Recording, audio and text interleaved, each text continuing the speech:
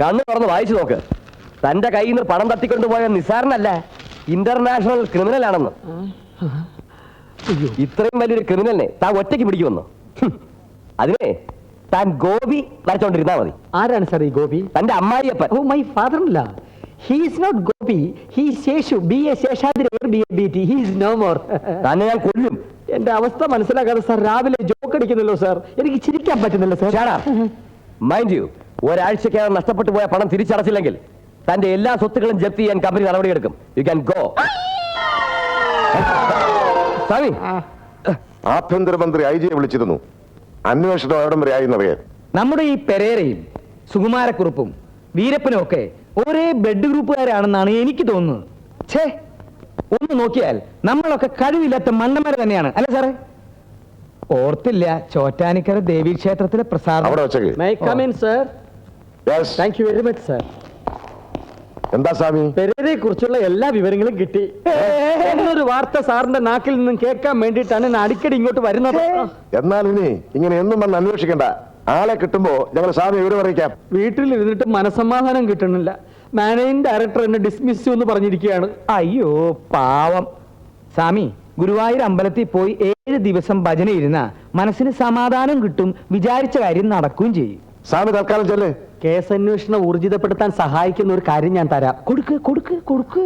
ഒരു ചെറിയ കൈക്കൂലി 250 എടുത്തോണം. സോറി സർ, ഇവിടെ പറഞ്ഞതാ സർ. Sir okay sir. ആരാ സർ? ഐഡിയ. മഹാരാഷ്ട്രയിൽ നിന്ന് സീനിയർ റാങ്കിലുള്ള ഒരു പോലീസ് ഓഫീസർ അന്വേഷണവുമായി ബന്ധപ്പെട്ട് ഇങ്ങോട്ട് വരാൻ പോകുന്നു. എന്റെ ഗുരുവായൂരപ്പ തമ്പി, ഏതാവത് വിവരം കിടച്ചാ ഉടനെ അറിയിച്ചിടുങ്കോ. ശരി മുറുക, ഒന്നും ചൊല്ലി പ്രയോജനമില്ല. அந்த 5000 கோடி തിരുമറി നടത്തുന്ന അർഷദ് മേത്താവ ഇന്നും ജയിലിൽ കൂടെ പോകാൻ മുടിയില്ല. പിന്നെ അല്ലവാ இந்த 5 ലക്ഷം മോഷിച്ച പരേരാ அந்த അയോഗ്യ പൈലൻ കയ്യിൽ കിടച്ച ഞാൻ കൊല കൊണ്ടിടുവേ.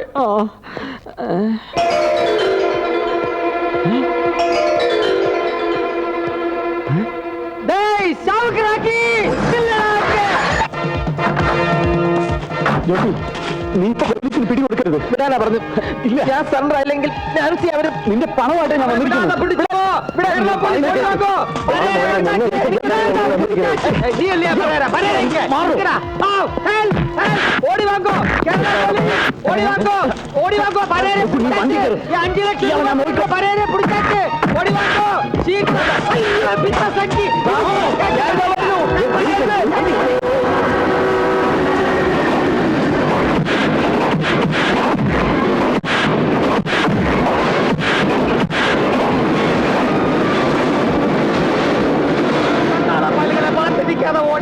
നമ്മുടെ സാധ്യത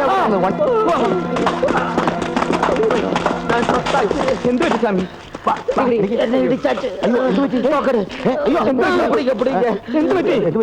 രജനീകാന്ത് ഇടിக்கிற മാതിരി ഇടിച്ചിട്ട് കാറിൽ ഏറി പോയാച്ച്. എന്റെ ഗുരുവായൂരപ്പ,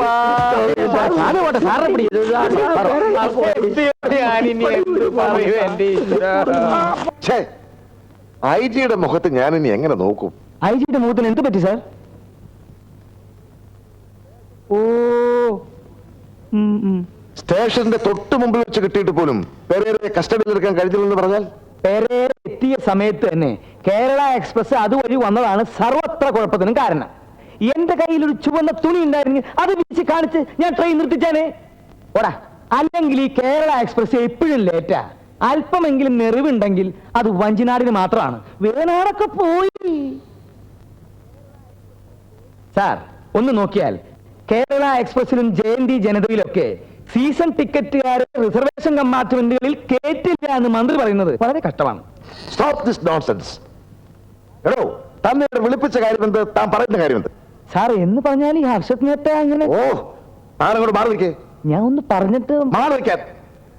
കുഞ്ഞീശോ സാർ, ഈ പെരേര രക്ഷപ്പെട്ടതിനെ കുറിച്ച് താനെന്ത് പറയുന്നു?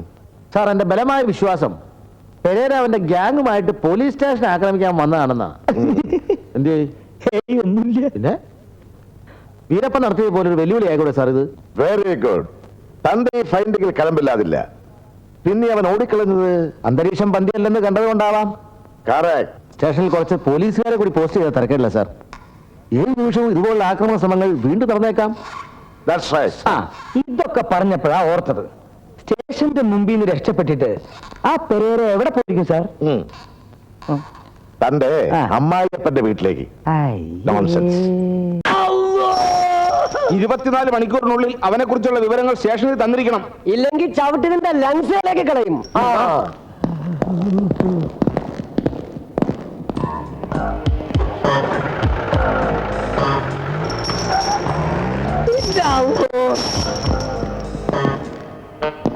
എവിടാ അവര്?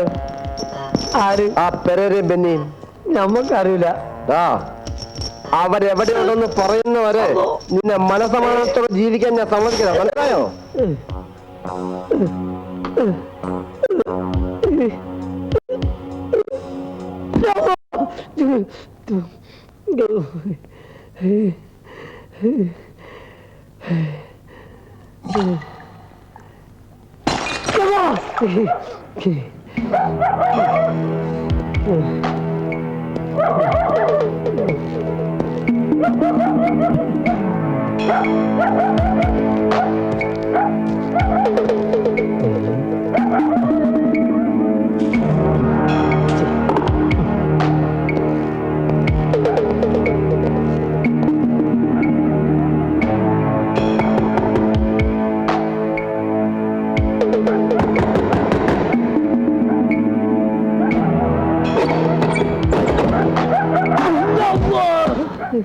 എന്താ ചെയ്തലിക്കത്?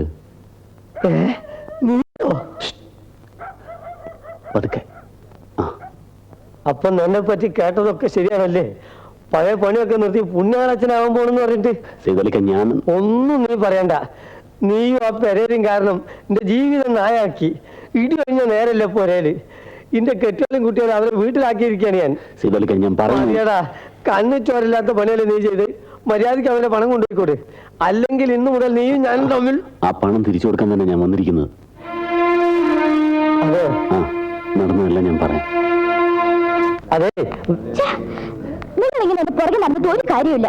എനിക്ക് ബെന്നി അറിയില്ല, പെരേറെ അറിയില്ല എന്ന് പറഞ്ഞാൽ എങ്ങനെ? പെരേരെ രക്ഷിക്കാനുള്ള പയ്യല്ലേ നമ്മൾ നോക്കണേ. അവന്റെ പെങ്ങളുടെ ഓപ്പറേഷനുള്ള പണം കൊണ്ട് ബെന്നി എത്തിയിട്ടുണ്ട്. ബെന്നി ബെന്നി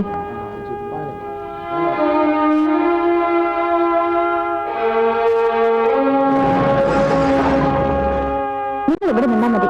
ഞാൻ ചെന്ന് ജോസി വിളിച്ചോണ്ട് വരാം. ബെന്നി, ഓളെ നമുക്ക് വിശ്വസിക്കാലോ അല്ലേ?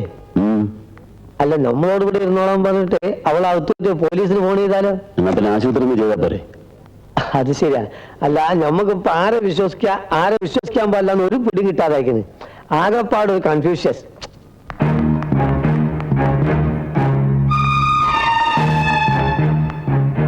ജോസി, ജോസി, ജോസി, ജോസി.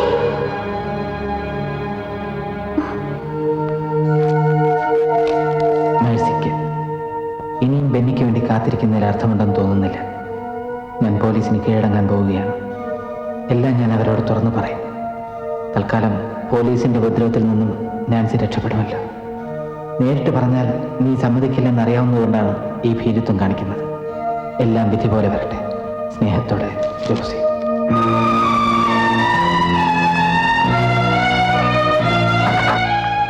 ജോസിയോടെ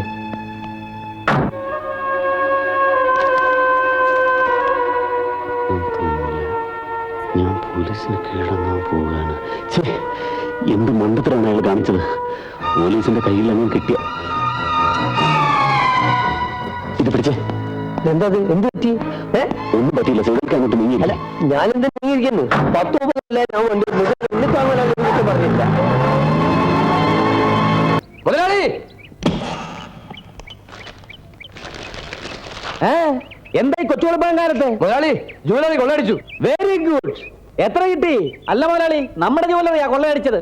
ഒന്നുകളെല്ലാത്തിനും ഞാൻ. അത് മുതലാളി, ഞങ്ങളല്ല, വേറെ കള്ളന്മാര് കുത്തി തുറന്ന് അടവടല കൊണ്ടുപോയി. എന്റെ ദൈവമേ, എന്റെ കർത്താവ് ഉണ്ണിത്താൻ മുതലാളി വന്നവിടെ പലതും നടന്നു. എന്റെ ദൈവമേ, എന്താണ് പൗലോസേ? എന്താ സംഭവിച്ചെന്ന് അറിയില്ല മുതലാളി. ഞാൻ രാവിലെ വന്നപ്പോ പാറാവുകാരൻ ബോധം കെട്ട് കിടക്കുകയായിരുന്നു. താറാവുകാരൻ അല്ല, പാറാവ് സെക്യൂരിറ്റി. താൻ പോലീസ് വിവരം അറിയിച്ചോ? ജീപ്പിന് സ്റ്റാർട്ടിന്റെ ഉള്ളതുകൊണ്ട് എത്താൻ അല്പം വൈകുമെന്ന് CI പറഞ്ഞു. എന്റെ ദൈവമേ, താനിങ്ങോട്ട് മറക്കേ, ഇങ്ങോട്ട് മറക്കേ. തുറക്കണ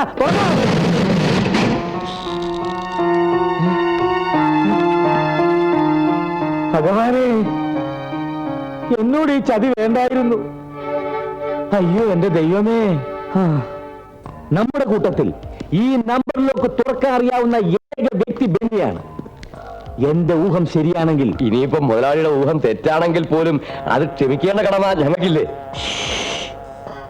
മിനിമം 50 ലക്ഷം രൂപയുടെ സ്വർണമായി എനിക്ക് നഷ്ടപ്പെട്ടിരിക്കുന്നത്. ഇന്നു മുതൽ നമുക്ക് വല വീശണം. അപ്പൊ കള്ളക്കടത്ത് നിർത്താമെന്നാണോ? ഓ, വിഡിത്തം പറയാതെ ആ ബെന്നിയെ വല വീശി പിടിക്കണം. അവനെ കൊന്നു കുഴിച്ചു മൂടി ആ സ്വർണം തിരിച്ചു പിടിച്ചാലേ എനിക്കിനി ഉറക്കം വരും. എനിക്ക് വിഗ്രഹമോഷണങ്ങളായിരുന്നു ഈ അടുത്ത കാലം വരെ നമ്മളെ അലട്ടിക്കൊണ്ടിരുന്ന പ്രധാന പ്രശ്നം. നാളിതുവരെ നടന്നിട്ടുള്ള 274 വിഗ്രഹമോഷണ കേസുകളിൽ 16 എണ്ണം തെളിയിക്കാൻ നമുക്ക് കഴിഞ്ഞു എന്നുള്ളത് അഭിമാനിക്കാൻ വക നൽകുന്ന ഒരു കാര്യമാണ്. എന്നാൽ ഇപ്പോൾ നമ്മളെ അലട്ടിക്കൊണ്ടിരിക്കുന്ന പ്രധാന പ്രശ്നം ബാങ്ക് കവർച്ചകളാണ്. 2 ആഴ്ചയ്ക്കുള്ളിൽ 5 മോഷണങ്ങളാണ് നടന്നിരിക്കുന്നത്. ഈ നിരക്കിൽ തന്നെ കവർച്ച തുടരുകയാണെങ്കിൽ 6 മാസത്തിനകം ഏറ്റവും കുറഞ്ഞത് 60 മോഷണങ്ങളെങ്കിലും നടക്കുമെന്നാണ് നമ്മൾ മനസ്സിലാക്കേണ്ടത്. ഈ അവസരത്തിൽ ബാങ്ക് കവർച്ചകളിൽ നമുക്ക് കൈവരിക്കാൻ കഴിഞ്ഞിട്ടുള്ള പുരോഗതിയെക്കുറിച്ച് SP ശ്രീകണ്ഠൻ നായർ എന്ത് പറയുന്നു? സാർ, ഈ കവർച്ചകളുടെ പിന്നിലെ കറുത്ത കൈ പെരേരയുടേതാണെന്ന് സംശയാതീതമായി തെളിഞ്ഞിട്ടുണ്ട്. ബോംബെ പോലീസുമായി ബന്ധപ്പെട്ട് പെരേരയെ പറ്റിയുള്ള ചില പ്രധാന വിവരങ്ങൾ ശേഖരിക്കാൻ എനിക്ക് കഴിഞ്ഞിട്ടുണ്ട്.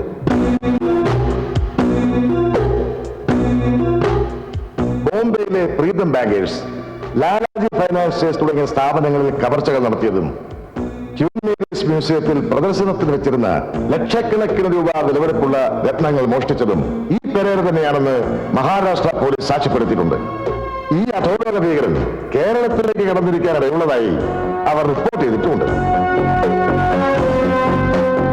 പെരേരയെ ഐഡന്റിഫൈ ചെയ്യാൻ അടയാളം എന്തെങ്കിലും കിട്ടിയിട്ടുണ്ടോ? നോ സർ, പല സ്ഥലത്തും പല വേഷത്തിലാണ് അയാൾ പ്രത്യക്ഷപ്പെട്ടിട്ടുള്ളത്. ആളെ തിരിച്ചറിഞ്ഞ ശരീരത്തിൽ നിന്നും ഒരു രൂപം വരച്ചെടുക്കാനുള്ള ശ്രമം ഫിഗർ എക്സ്പെർട്സ് നടത്തിക്കൊണ്ടിരിക്കുകയാണ്. ഇവിടെ കേരളത്തിൽ നടന്ന എല്ലാ ബാങ്ക് മോഷണങ്ങളെയും പിന്നിൽ ഇതേ പെരേര തന്നെയാണെന്നുള്ളത് അനുഭവത്തിന്റെ വെളിച്ചത്തിൽ എനിക്ക് പറയാൻ കഴിയും. ഇനി എല്ലാവർക്കും അവരവരുടെ അഭിപ്രായങ്ങൾ പറയാം. സാർ, എനിക്കൊരു പ്രധാന കാര്യം പറയാനുണ്ട്. സെൻട്രൽ പോലീസ് സ്റ്റേഷന് അലോട്ട് ചെയ്തിട്ടുള്ള ഞങ്ങളുടെ ജീപ്പിന് ഇടയ്ക്കിടയ്ക്ക് സ്റ്റാർട്ടിംഗ് ട്രബിൾ ഉണ്ട്. മാത്രമല്ല, ഞങ്ങളുടെ സ്റ്റേഷനിൽ ഒരു നല്ല മൂത്രപ്പുരയോ ഊണുമുറിയോ ഇല്ല എന്നുള്ളതാണ് സത്യം. നോൺസെൻസ്. ഇതൊക്കെ പറയാനുള്ള വേദി അല്ല ഇത്. ഒരു പോലീസുകാരനായി ജനിച്ചു പോയി എന്ന ഒറ്റ കാരണം കൊണ്ട് മൂത്രമൊഴിക്കാൻ പാടില്ല. Nothing more sir. Okay.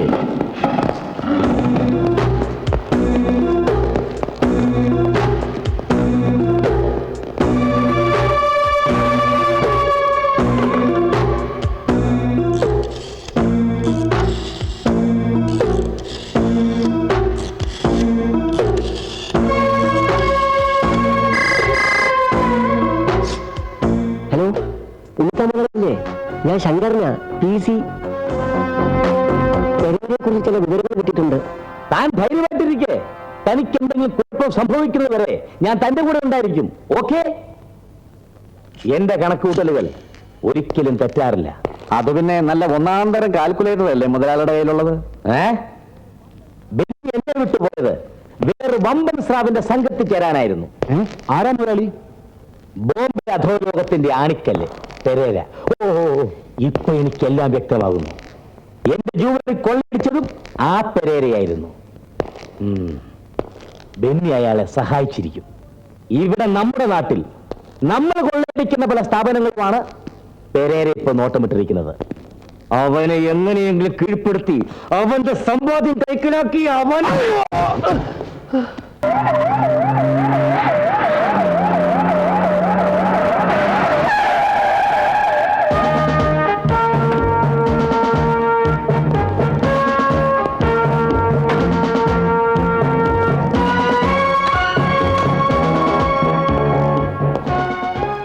come in?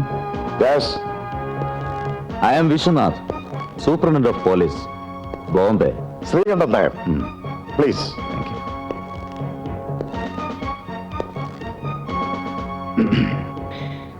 ഇങ്ങോട്ട് വരാനുള്ള പ്രധാന കാരണം ഓ, മലയാളിയാണല്ലേ? Yes, sorry for interruption. Please carry on. പെരേരയുടെ വേറെ ബോട്ട്സിനെ കുറിച്ച് എന്തെങ്കിലും ട്രേസ് ചെയ്യാൻ കഴിഞ്ഞിട്ടുണ്ടോ? അത് എക്സാക്ട് വിവരങ്ങളൊന്നും കിട്ടിയിട്ടില്ല, പക്ഷേ വളരെ പ്രധാനപ്പെട്ട ചില ക്ലൂസ് കിട്ടിയിട്ടുണ്ട്. Carry on. ആ, പിന്നെ അയാളുടെ സഹോദരിയാണെന്ന് കരുതപ്പെടുന്ന ഒരു പെൺകുട്ടിയെ ഞങ്ങൾ കസ്റ്റഡിയിൽ എടുത്തിട്ടുണ്ട്. Very good.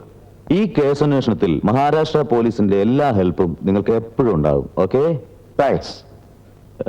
By the by, ഈ പെരേരെ കണ്ട തിരിച്ചറിയാൻ കഴിയുന്ന ആരെങ്കിലും ഉണ്ടോ? യെസ്, ആലം ആൻഡ് അലോട്ട് കമ്പനി മാനേജർ ഒരു അനന്തകൃഷ്ണസ്വാമിക്കും പിന്നെ എനിക്കും അവനെ വ്യക്തമായി തിരിച്ചറിയാൻ കഴിയും. Okay then, I will make a move. One important thing. പെരേരെ നിങ്ങൾ കസ്റ്റഡിയിൽ എടുത്താലുടൻ ഞങ്ങൾക്ക് ഹാൻഡ് ഓവർ ചെയ്യണം. Because he is the most wanted criminal in Bombay city. ഓഹോ, വളരെ സ്മാർട്ട് പോലീസ് ഓഫീസേഴ്സിന്റെ ഒരു ടീം എന്നോടൊപ്പം കേരളത്തിൽ വന്നിട്ടുണ്ട്. അതുകൊണ്ട് ചിലപ്പോ പെരേരെ കേരള പോലീസ് പിടിക്കുന്നതിന് മുമ്പ് തന്നെ മഹാരാഷ്ട്ര പോലീസ് കസ്റ്റഡിയിൽ എടുത്തു എന്നും വരും. കേരള പോലീസ് വാചകത്തിലല്ല, പ്രവൃത്തിയിലാണ് വിശ്വസിക്കുന്നത്. വെല്ലുവിളിയാണോ? അങ്ങനെ കരുതിയാലും വിരോധമില്ല. Then I am accepting your challenge. You are welcome.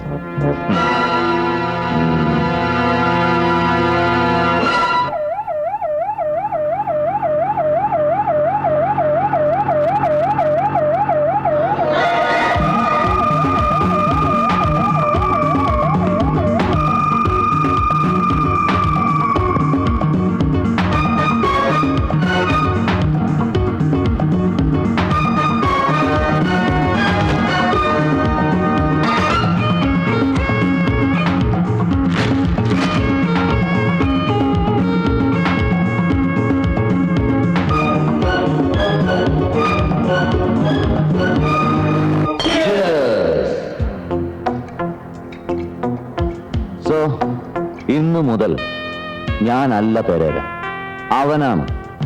അവൻ പോലീസ് കസ്റ്റഡിയിൽ ആവുന്നതിന് മുമ്പ് നമുക്ക് ട്രാപ്പ് ചെയ്യണം. അവനെ കൈ കിട്ടുന്നോണ്ട് നമുക്കെന്ത് പ്രയോജനമെന്ന് പെരേര സാബ് പറഞ്ഞില്ല. ദിമാഗ് ചാഹിയേ, ദിമാഗ്, ബുദ്ധി, ഇന്റലിജൻസ്. മഹാരാഷ്ട്ര പോലീസ് ചാർജ് ചെയ്തിട്ടുള്ള 74 കേസുകളിൽ 1-ാം പ്രതിയാണ് ഞാൻ, അല്ലെ? അതെ. മഹാരാഷ്ട്ര പോലീസിന്റെ റെക്കോർഡ്സ് പ്രകാരം ഞാനിപ്പോ കേരളത്തിലാണ്. എന്നാൽ ഇവിടുത്തെ പോലീസിന്റെ റെക്കോർഡ്സിൽ പെരേര ഞാനല്ല, വേറൊരു സാധുവാണ്. എന്നെ ട്രേസ് ചെയ്യാൻ മഹാരാഷ്ട്ര പോലീസ് കേരള പോലീസിന്റെ സഹായം തേടാതിരിക്കില്ല. സോ ഇവിടുത്തെ സാധു പെരേരയെ നമ്മൾ തപ്പിയെടുത്ത് തട്ടിക്കളഞ്ഞാൽ ഇവിടുത്തെ പോലീസ് എന്ത് വിചാരിക്കും? സാബ് മരിച്ചു. കറക്റ്റ്. അതോടെ എന്റെ പേരിലുള്ള കേസ് ഫയലുകളെല്ലാം ക്ലോസ് ചെയ്യുന്നു. വേറൊരു പുതിയ രൂപത്തിൽ, വേഷത്തിൽ, പേരിൽ ഞാൻ വീണ്ടും നമ്മുടെ പണി തുടരുന്നു. ഒന്നുകിൽ ഇവിടെ, അല്ലെങ്കിൽ ഇന്ത്യക്ക് പുറത്ത്. എപ്പടി? സാബ് ഒരു ജീനിയസ് ആണ്.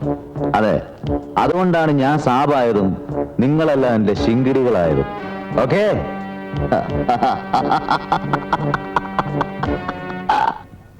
What nonsense you are talking? Sir, ഓപ്പറേഷന് വേണ്ടി ഞാൻ കരുതിയിരുന്ന പണം നഷ്ടപ്പെട്ടു പോയതുകൊണ്ടാണ്. അത്രയ്ക്ക് ഉത്തരവാദിത്വം നിങ്ങൾക്കുണ്ടായിരുന്നുള്ളൂ എന്നർത്ഥം. അങ്ങനെ പറയരുത് സർ, എന്റെ പെങ്ങൾക്ക് വേണ്ടിയാണ് ഞാൻ. എക്സ്പ്ലനേഷൻസും എനിക്ക് കേൾക്കണ്ട. ഇനിയൊരു പെയിൻ വന്നാൽ ഓർമ്മശക്തി പൂർണ്ണമായും നഷ്ടപ്പെടുന്ന ഒരു സ്റ്റേജ് വന്നേക്കാം. കാഴ്ചശക്തി നഷ്ടപ്പെട്ടേക്കാം. ഒടുവിൽ ഒരു കോമാ സ്റ്റേജിൽ ജീവിതാവസാനം വരെ. പ്ലീസ് സർ, ഞാൻ നോക്കിയിട്ട് കാശിന് ഒരു മാർഗവും കാണാഞ്ഞിട്ടാ. കാശിന്റെ കാര്യങ്ങളൊക്കെ നിങ്ങൾ ഹോസ്പിറ്റൽ മാനേജറിനോട് പറഞ്ഞാൽ മതി. അവർ അഡ്മിറ്റ് ചെയ്യുന്ന പേഷ്യന്റിനെ ട്രീറ്റ് ചെയ്യാനേ എനിക്ക് നിവൃത്തിയുള്ളൂ. വേണമെങ്കിൽ എന്റെ ഫീസ് വേണ്ടെന്ന് വെക്കാം. അതിലുപരി എനിക്ക്.